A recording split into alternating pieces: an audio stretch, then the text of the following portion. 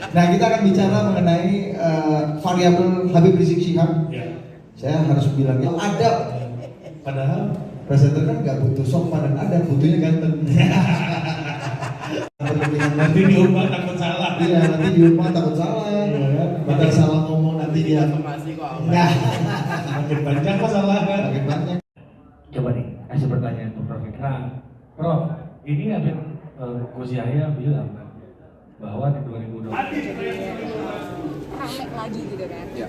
Kalau kata saya apakah memang boleh konfirmasi apakah memang pembebasan bersyarat ini ada campur tangan dari luar negeri Amerika atau seperti apa? Ya, yang jelas prosedur hukum yang saya sampaikan ini adalah prosedur yang memang secara administrasi dan secara hukum itu memenuhi syarat.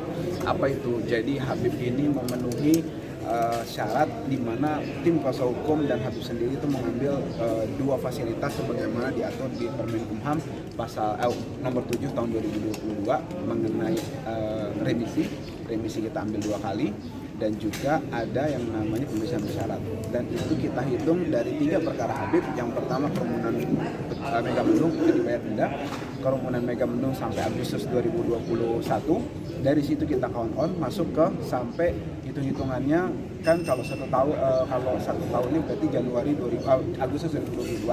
Nah, karena kita dapat remisi maka maju 2 bulan. Kemudian ada juga di situ kalau sudah menjalani 2/3 maka kita bisa ajukan pembebasan bersyarat. Kita semua prosedur kita penuhi, kita smooth, kita landai, kita jalankan, dan alhamdulillah diakomodir karena memang itu hak.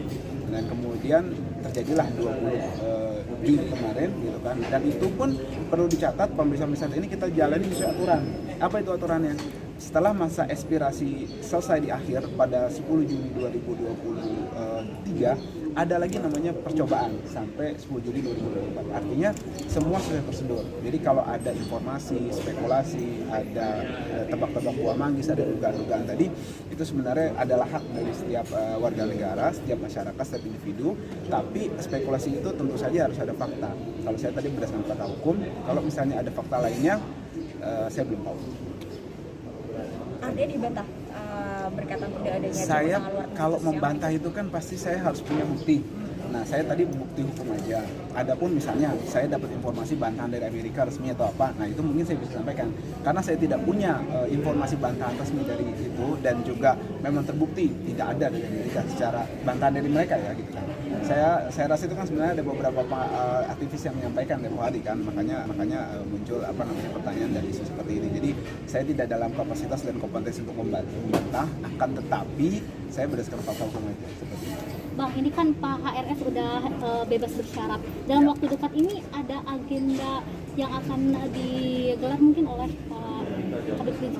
Yang jelas Habib agendanya itu di rumah gitu kan, kemudian bercengkrama dengan keluarga, dan juga memenuhi syarat-syarat sebagaimana diatur soal pembebasan bersyarat, yaitu menjalankan aktivitas. Jadi gini, pembebasan bersyarat ini kan adalah bagian salah satu upaya untuk pembauran atau istilahnya asimilasi lah. Nah, pembauran itu ke masyarakat akhirnya beliau harus dicoba untuk dicampurkan kepada masyarakat, digabung ke masyarakat gitu kan. Nah, beliau ini tentu saja dengan kompetensi dan status beliau kan gitu, dengan tetap menjaga jangan sampai menimbulkan syarat umum atau syarat khusus yang menjadikan pembebasan bersyarat ini menjadi terganggu.